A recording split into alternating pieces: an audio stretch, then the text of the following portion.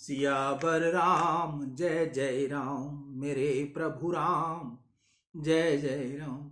जय मंगल भवनीय मंगल हारी, द्रवहुसो दशरथ अजिर बिहारी।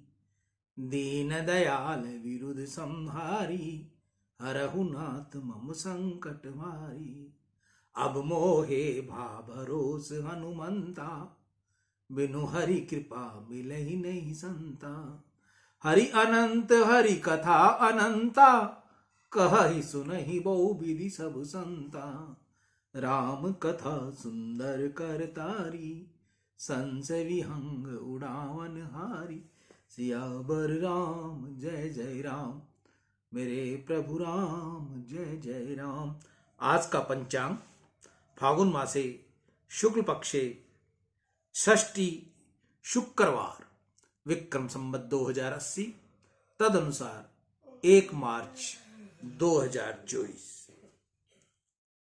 मैं ईशु हरवानी तुलसी की माला गंगा दर्शन से रोज आपको तत्वार्थ रामायण से कुछ शब्द सुनाता हूं। तुम मंदिर में दर्शन करने जाते हो, ठीक है, परंतु मंदिर में दर्शन करने से परमात्मा की भक्ति प्राप्त हुई, ऐसा नहीं मानते। कितने ही लोग नित्य एक बार मंदिर में जाकर दर्शन करते हैं और मानते हैं कि हम दर्शन कर आए। कितने ही लोग दर्शन करने 2-3 बार मंदिर में जाते हैं और पीछे उनको अभिमान होता है कि हम तो 3 बार दर्शन करने जाते हैं। भगवान कहते हैं, बेटा तू दिन में 3 बार दर्शन करने आता है, परंतु तुझको ज्ञान नहीं है कि मैं तो 24 घंटे तेरे दर्शन करता रहता हूं। ईश्वर प्रत्येक जीव को 24 घंटे निहारता है। ऐसा एक भी क्षण नहीं है जब भगवान इस जीव को न देखता हो। परमात्मा हमको देखें, इसमें कोई विशेष लाभ नहीं। तुम परमात्मा को देखो, परमात्मा का दर्शन करो तो जीवन सफल होगा। मंदिर में भगवान के दर्शन किए, वे साधारण दर्शन थे। साधारण दर्शन से शांति और साधारणता मिलती है। मंदिर में दर्शन करने से आनंद तो होता है, परंतु ये आनंद कायम नहीं रहता। तुम मंदिर से बाहर आते हो तो क्या आनंद टिकता है?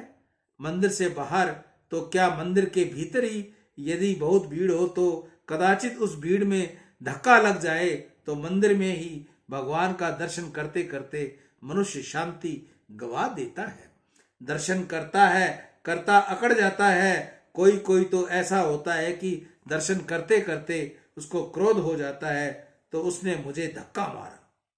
शास्त्र में ऐसा लिखा है कि ठाकुर जी के सन्मुख क्रोध नहीं करें। अरे ऊंची आवाज में बोले भी नहीं। ठाकुर का सुंदर स्वरूप अति कोमल है। कोई बहुत ऊंचे स्वर में बोले तो ठाकुर जी को परिश्रम होता है। मंदिर में ऊंचे स्वर में बोलना अपराध है, पाप है। मंदिर में परमात्मा का दर्शन करते हुए भी मनुष्य का आनंद और शांति कायम नहीं रह पाता, तो फिर मंदिर के बाहर आने के बाद कहां से दिखाई देगी? साधारण दर्शन करने को मंदिर में भगवान का मात्र स्वरूप दिख पाता है, प्रत्येक परमात्मा नहीं दिखते। मंदिर के सिंहासन पर ठाकुर जी विराजे हुए हैं, वह मूर्ति नहीं परंतु साक्षात भगवान विराजे हैं। तुमको मंदिर में प्रत्यक्ष परमात्मा दिखते हैं कि प्रभु का स्वरूप, प्रभु की मूर्ति मात्र दिखती है। मंदिर में भगवान के दर्शन करो, ठाकुर के सन्मुख खड़े होकर ऐसी भावना करो कि ये मूर्ति नहीं, साक्षात मेरे भगवान विराजे हैं, मेरे प्रभु विराजे हैं। आपने अपने परमात्मा में मैं दर्शन कर रहा हूं, अपने मालिक की मैं वंदना कर रहा हूं। ठाकुर जी की आंखों में प्रेम भरा हुआ है। ठाकुर जी मुझे प्रेम से देख रहे हैं। मुझे देखकर मेरे भगवान होठों से धीरे धीरे हंस रहे हैं। आज मेरे मालिक बहुत प्रसन्न दिखाई देते हैं। अब मैं भगवान का हो गया, मैं वैष्णव हो गया, मैं भगवान की मेरे ऊपर बहुत कृपा हुई, जिससे मैं सब छोड़कर राम कथा श्रवण करने को बैठ सकता हूँ। आज मेरे प्रभु ने मुझे यह सुयोग दिया है कि मेरे प्रभु के मेरे ऊपर अनंत उपकार है। इस रीति से परमात्मा के उपकार का स्मरण करते करते दर्शन करो। दर्शन करने में भगवान के प्रति हृदय थोड़ा पिघले, आंखें सजल हो जाएं तो दर्शन में आनंद आए। परंतु जिसके हृदय में भावना नहीं, जिसका हृदय शुष्क है, जिसके हृदय में प्रभु प्रेम नहीं, भगवत भाव में जिसका हृदय पिघलता नहीं, उसे तो मंदिर में परमात्मा दिखता नहीं, एक मूर्ति मात्र दिखती है। मंदिर में परमात्मा के दर्शन करो, यह ठीक है, परंतु इसके मात्र से भक्ति परिपूर्ण नहीं होती। मंदिर में जिस भावना से दर्शन करते हो, उसी प्रकार प्रत्येक मानव में ऐसी भावना रखो कि जिस देवता से सेवा करवाता हूँ, पूजा करवाता हूँ, जिस परमात्मा के नाम का जाप करता हूँ, वह मेरे भगवान मेरे सिंहासन पर बैठा है। ऐसा नहीं कि ये प्रत्येक मानव शरीर में विराजे हुए हैं, सब में विराजे हुए हैं। ईश्वर सबके आधार है, ईश्वर सर्वशक्तिमान है और सर्वव्यापक है। ऐसा भाव बुद्धि में दृढ़ हो तो प्रेम बढ़े। मानव के शरीर में ईश्वर विराजता न हो तो मानव बोल नहीं सकता। अंदर विराजे हुए प्रभु मनुष्य को बोलने की शक्ति देता है। तुम शक्ति से कथा सुनते हो, तुमको सुनने की शक्ति कौन देता है? अंदर विराजे हुए भगवान सुनने की शक्ति देते हैं। बैठे होते हुए भी विचारे बहुत ही मनुष्य कुछ भी नहीं सुन सकते। इंद्रियों को शक्ति देने वाले ईश्वर हैं। जो प्रभु मंदिर में विराजते हैं, वही परमात्मा प्रत्येक मानव शरीर में रहकर मन, बुद्धि और इंद्रियों को प्रकाशित करते हैं। प्रत्येक के अंदर चैतन्य रूप प्रभु विराजे हुए हैं।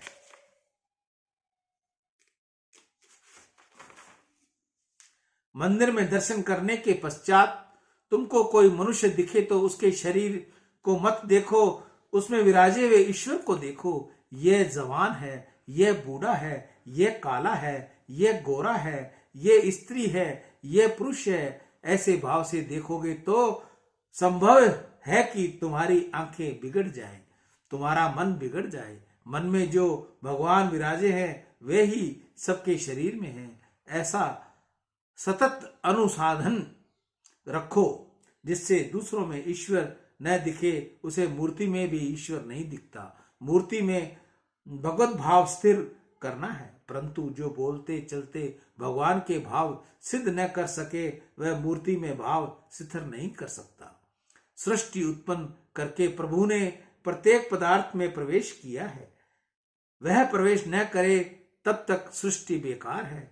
अंतः ईश्वर सब में है। श्री राम इस फूल में विराजे हैं।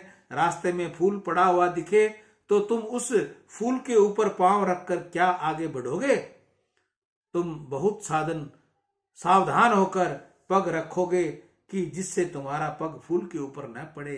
कोई लौकिक दृष्टि रखता हो तो उसे फूल और पत्थर में क्या वह दिखेगा? पत्थर जड़ है, फूल भी जड़ है, परंतु फूल के ऊपर पग रखने में तुमको संकोच होता है। फूल में तुमको कुछ दिखता है, तुमको ऐसा लगता है कि जिस देवता की सेवा पूजा करता हूं वह परमात्मा सुगंध रूप में इस फूल में विराजे है। पग में जूती हो तो कांटे को पग तले रौंदना, परंतु फूल के ऊपर पग रखना यह कुछ कठिन है। वैष्णव को फूल में परमात्मा के दर्शन होते हैं, जिससे वह फूल के ऊपर पग नहीं रखता। सनातन धर्म तो यहाँ तक कहता है कि जड़ वस्तु में भी ईश्वर है। ज्ञानी महापुरुष जड़ पदार्थ के परमात्मा की सत्ता का अनुभव करते हैं। कितने ही लोग यह समझते हैं कि ईश्वर को 7वें माले बैठा है और वहां से सबको देखता रहता है, परंतु यह मान्यता ठीक नहीं। तुम जहां हो वहीं तुम्हारा भगवान भी है।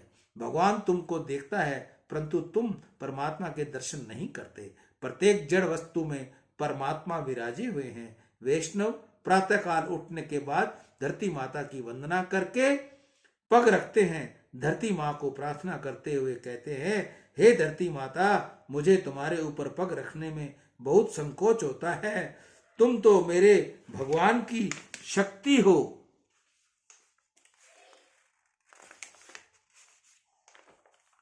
भगवान श्री नारायण भूदेवी अर्थात धरती देवी के पति हैं। श्री नारायण त्रिपति कहलाते हैं। त्रिपति का अर्थ है तीनों देवियां। श्री देवी, भूदेवी, लीला देवी के पति हैं। सियावर राम जय जय राम, मेरे प्रभु राम जय जय राम। जय मंगल भवनिया मंगल हारी, द्रवहु सो दशरथ अजिर बिहारी। दीन दयाल विरुद्ध संहारी, हरहु नाथ मम संकट भारी। मेरी आप सभी भाई बहनों से प्रार्थना, सूर्य उदय होने से 1.5 घड़ी आप पहले उठें, अपना नित्य नेम, अपना फ्रेश होएं, नहाएं, प्रभु की वंदना करें, सूर्य को अर्घ दें, जिससे आपका भविष्य उज्जवल रहेगा, आपके घर में लक्ष्मी का वैभव रहेगा, आपके बच्चे सद्बुद्धि होंगे और आपके बच्चे आपकी सेवा करेंगे। बच्चों को भी ऐसा संस्कार दो कि बेटा जल्दी उठो और सूर्य नारायण के दर्शन करो। ऐसा करने से घर में आई हुई विपदा दूर हो जाती है, घर में लक्ष्मी सदैव रहती है। जो लोग सूर्य उदय के बाद उठते हैं उनके भाग्य लगभग बंद से रहते हैं, ऐसा शास्त्र कहता है, मैं नहीं कहता। सुबह जल्दी उठने से भाग्य उदय होता है। सियावर राम जय जय राम, मेरे प्रभु राम जय जय राम। जय मंगल भवन अमंगल हारी, द्रवहु सो दशरथ अजर बिहारी। दीन दयाल वृद्ध संहारी, हरहु नाथ मम संकट भारी। जापे कृपा राम की होई, तापर कृपा करे सब कोई। राम।